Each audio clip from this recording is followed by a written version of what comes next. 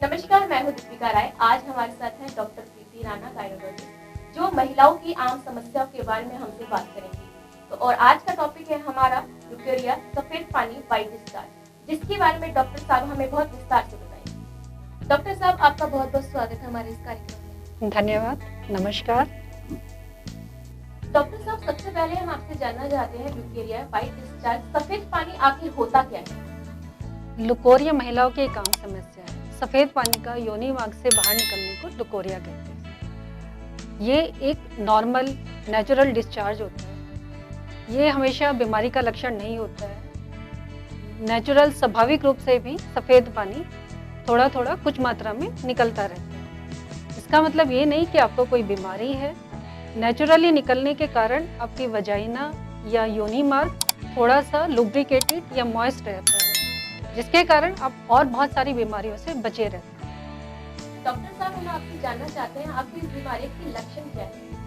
इस बीमारी के लक्षण हैं असामान्य रूप से अधिक मात्रा में सफ़ेद, पीला, गंदा, गाढ़ा, बदबूदार पानी आना, गुप्तांग में खुजली होना, कमर दर्द होना, पेड़ू या पेट के निचले हिस्से में दर्द होना, कमजोरी का एहसास होना, चिड़चिड़ापन, बार बार पेशाब लगना और बुखार आना। ये सभी एक लुकोरिया की बीमारी के लक्षण होते हैं, जो एक या एक से अधिक लक्षण भी एक महिला में हो सकते हैं। इसके लिए आपको अपनी किसी डॉक्टर से सलाह लेना होगा, उसकी जांच करानी होगी ताकि उसके कारणों का पता लग सके और उसके हिसाब से आपका इलाज हो सके। डॉक्टर साहब, हम आपसे जानना चाहेंगे वैजाइनल डिस्चार्ज कब सामान्य होता है? वजाइनल डिस्चार्ज नेचुरली स्वाभाविक रूप से कुछ मात्रा में होता है, जैसे कि मासिक धर्म और माहवारी से पहले, उसके बाद में, काम इच्छा होने पर या संभोग से पहले कुछ मात्रा में वजाइनल डिस्चार्ज होना स्वाभाविक माना जाता है। गर्भ ठहरने से पहले, ओव्यूलेशन यानी अंडा बनने के समय, और गर्भवती महिलाओं में भी यह डिस्चार्ज कुछ मात्रा में होता रहता है। नवजात बच्चियों में भी यह व्हाइट डिस्चार्ज या लुकोरिया देखा जा सकता है। यह माँ के एस्ट्रोजन हार्मोन के कारण होता है।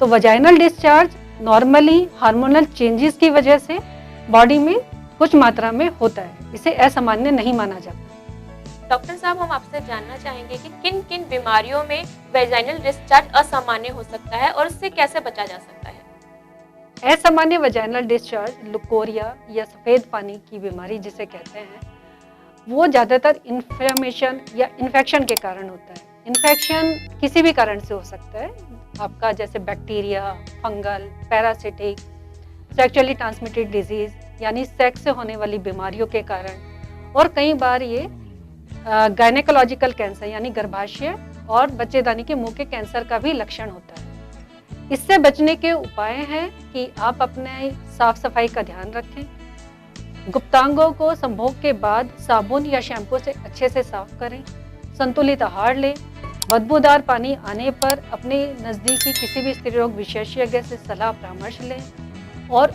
उसके अनुसार उसका इलाज करें।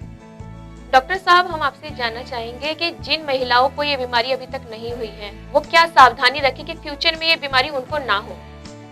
इसके लिए सबसे पहले आपका सही जानकारी होना जरूरी है, जिससे आप ये पता लगा सके कि ये डिस्चार्ज और सिक्रीशंस आपके नॉर्मल हैं या एबनॉर्मल हैं, सामान्य है या असामान्य है।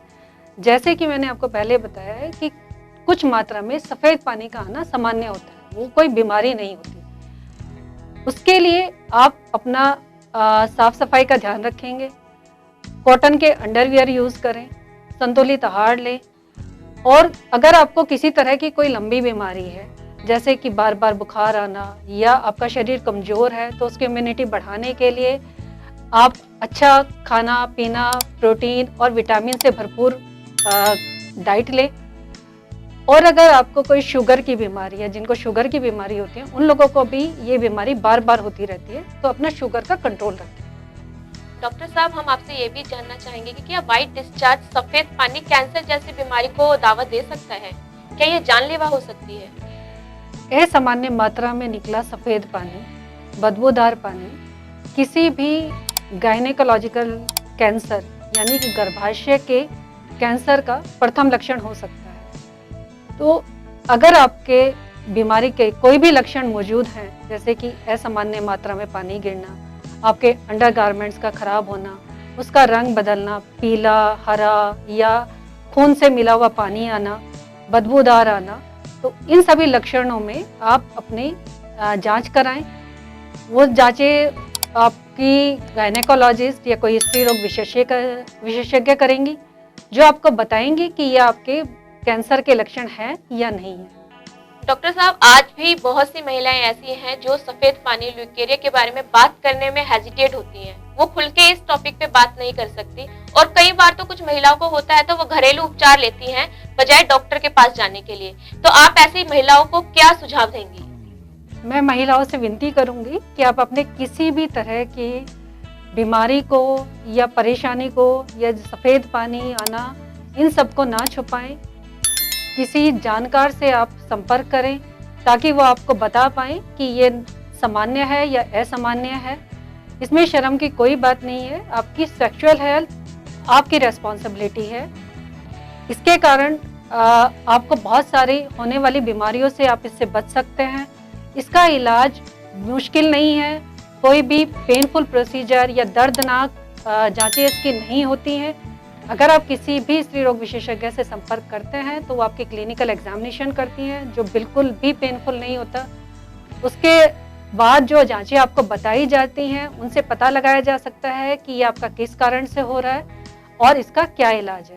उसके लिए वो आपका वजाइनल स्वैब कल्चर या सेंसिटिविटी कराते हैं, पैप स्मीयर और साइटोलॉजी कराते हैं, जो एक बहुत ही अच्छा तरीका है किसी भी तरह के इन्फेक्शन का पता करने का और किसी भी कैंसर के बारे में पता करने का। पैप स्मीयर साइटोलॉजी ही एक ऐसा तरीका है जिससे आप गायनेकोलॉजी कैंसर के बारे में जल्दी से जल्दी पता लगा सकते हैं और उसका इलाज करा सकते हैं। तो मैं महिलाओं से यही विनती करूंगी कि आप अपनी बीमारी को छुपाएं नहीं, घर वालों को बताएं और स्त्री रोग विशेषज्ञ से संपर्क करें।